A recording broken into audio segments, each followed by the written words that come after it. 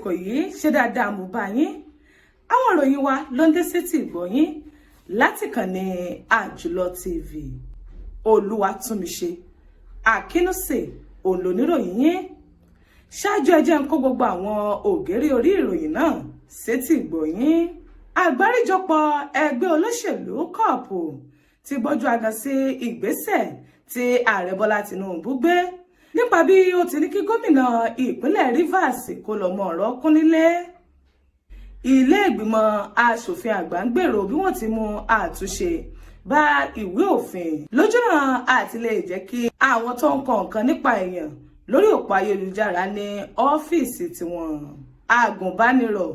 lẹ́yìn tí ó gbójú agan sí ààrẹ Tinubu ti rawọ́ ẹ̀bẹ̀ báyìí. Lágbo ti àwọn amúlùúdùn, adẹ́rìn-pòṣónú tó tún jẹ́ olórin tàkásùfé Olúwadọ́làsì fèsì sí ẹ̀sùn tí àfẹ́sọ́nà rẹ̀ tó fi kàn án. Àwọn ìròyìn náà rèé lẹ́kùnrẹ́rẹ́. Níbi ààrẹ Bọ́lá Tinubu bó ti ní kí gómìnà tó ń ti igbákejì gómìnà ìpínlẹ̀ Rivers kan lọ́mọ ọ̀rọ̀ kún nílé tó sì yan àwọn ológun láti gba ìjọba ní ìpínlẹ̀ Rivers. Àgbáríjọpọ̀ ẹgbẹ́ àwọn olóṣèlú nílẹ̀ yìí kọ́ọ̀pù ó ní wọ́n ti ṣàkàwé ìgbésẹ̀ tí ààrẹ Bọ́lá Tinubu gbé gẹ́gẹ́ bí eléyìí tó lè pa ìṣètò ìjọba àwarawa lára lórílẹ̀‐èdè Nàìjíríà. Akọ̀wé àgbà fún ẹgbẹ́ kọ́ọ̀pù iyùn Peter Ameh ló fi ọ̀rọ̀ ọ̀hún léde pé ààrẹ Tinubu ní ò ní ipá kankan bó ti wù kó mọ̀ láti dá sí ọ̀rọ̀ tó ní í ṣe pẹ̀lú ìpínlẹ̀ àbí láti sọ pé kí gómìnà kan tóun ti igbákejì rẹ̀ kí wọ́n lọ mọ ọ̀rọ̀ kún nílé. Ó ṣe lálàyé pé ìgbésẹ̀ náà ó ní ó lè fi àwọn ọmọ orílẹ̀-èdè Nàìjíríà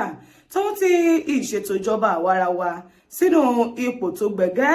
látàrí bó ti jẹ́ wípé ìgbésẹ̀ ọ̀hún ó ní òfin ibì kankan wà nínú ìwé òfin ilẹ̀ Nàìjíríà. Ẹ̀wẹ̀, àwọn ọmọ orílẹ̀-èdè Nàìjíríà náà ni wọ́n ti bẹ̀rẹ̀ sí ní gba ọ̀rọ̀ ọ̀hún bí ẹni gbàgbà ọtí látàrí bí wọ́n ti sọ fún ààrẹ Tinubu láti bẹjú wo ọ̀rọ̀ ọ̀hún padà nítorí pé yíyọ gómìnà kan ní ìpínlẹ̀ ó ní ò sí ní ìkápá rẹ̀ bó ti wù kó mọ̀. Agùnbánirọ̀ Uche Ugwuamaye lẹ́yìn táwọn èèyàn mọ̀ sí Raye tí ó fẹnu ta àbùkù ààrẹ Bọ́lá Tinubu tóun ti ìṣètò ìjọba ó ní ó ti rawọ́ ẹ̀bẹ̀ báyìí tó sì tọrọ ìdáríjì fún àwọn ọ̀rọ̀ kòbákùngbé tó ti ẹnu rẹ̀ jáde. Ṣebí ní ọjọ́ Ajé òun ni Raye ló gba orí ìtàkùn ayélujára rẹ̀ lọ níbi tí ó ti ṣàlàyé pé àwọn ọ̀rọ̀ lẹ́yìn tí òun sọ ó ní kì í ṣe láti fi tàbùkù gómìnà ìpínlẹ̀ Èkó àbí ààrẹ Tinubu tàbí ìṣètò ìjọba tó wà ní orí àlééfà bó ti wù kó mọ̀. Raye ṣe lálàyé pé àwọn ìdojúkọ lẹ́yìn tí àwọn ọmọ orílẹ̀-èdè Nàìjíríà tí wọ́n ń kojú tó fi mọ́ òun ó ní òun gbìyànjú láti ṣàlàyé lórí òpó ayélujára lójúnà àti lè jẹ́ kí ìjọba àpapọ̀ kí wọ́n wá wọ̀rọ̀kọ̀ fi ṣàdá lórí àwọn ìdojúkọ náà. Ó ti wá kọ ìwé mọ́bìnú sí ààrẹ Tinubu, gómìnà ìpínlẹ̀ Èkó àti ìṣètò ìjọba lápapọ̀ lórílẹ̀-èdè Nàìjíríà fún ọ̀rọ̀ tó ti ẹnu rẹ̀ bọ́ta ọ̀hún. Ilé ìgbìmọ̀ aṣòfin àgbà ti ń gbèrò bí wọ́n ti mú àtúntò bá ìwé òfin ìdáàbòbò àwọn ọmọ orílẹ̀-èdè Nàìjíríà títí ọdún 2023 látàrí bí wọ́n ti ń rò ó láti rí wípé àwọn tó ń kọ nǹkan nípa èèyàn lórí òpó ayélujára tí wọ́n ń pè ní bloggers òun ni wọ́n ti bẹ̀rẹ̀ sí ní ọ́fíìsì ojúkojú ní ilẹ̀ yìí. Ọ̀rọ̀ yìí ló tẹnu sínítọ̀ kan ní ilé ìgbìmọ̀ aṣòfin iyùn Ned Nwoko tó jẹ́ aṣòfin ìpínlẹ̀ Delta wá níbi ó ti ṣe lálàyé pé àwọn lẹ́yìn tí wọ́n ń gbé ọ̀rọ̀ káàkiri nípa àwọn èèyàn lórí òpó ayélujára tí wọ́n mọ̀ sí bloggers òun ló yẹ kí wọ́n ní ọ́fíìsì ojúkojú lójúnà àti lè ní àwọn tí ó mọ̀ ṣe àbójútó wọn. Ó tẹ̀síwájú pé lílo òpó ayélujára láti mọ̀ fi sọ àwọn ọ̀rọ̀ àlùfàǹṣá sí ìjọba àpapọ̀ òun ló jẹ́ eléyìí tí ò bójúmu tó sì jẹ́ wípé àìní ibi tí wọ́n lè wá wọn sí òun ló ń gun àwọn èèyàn náà lápá tí wọ́n fi ń wu ìwà bó ti wù wọ́n. ẹ̀wẹ̀ ààrẹ ilé ìgbìmọ̀ asòfin àgbà Godswill Akpabio lòun náà ti wá ṣe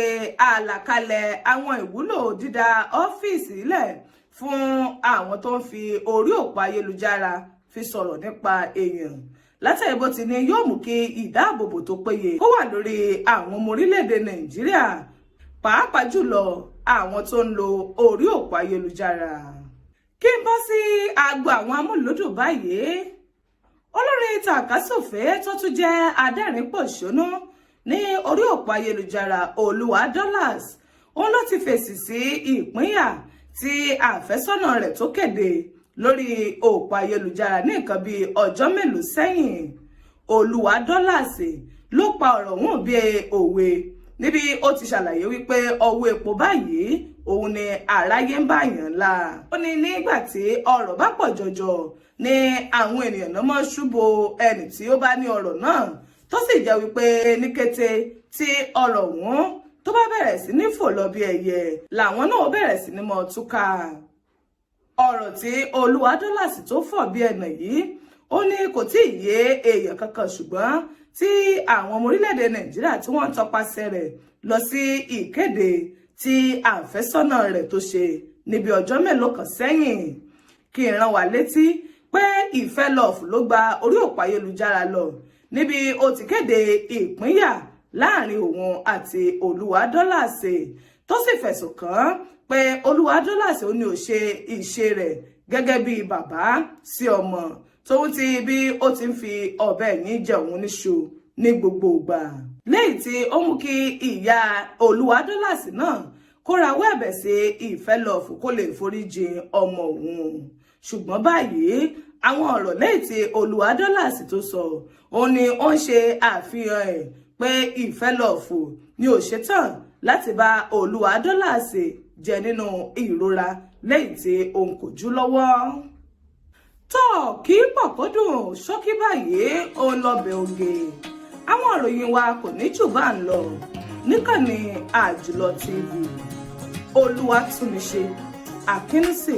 òun ló múròyìn ní wá sétí ìgbọ̀nyín títí ìgbà tí èmi àti yín tàtúmọ̀ pàdé ire kàkà.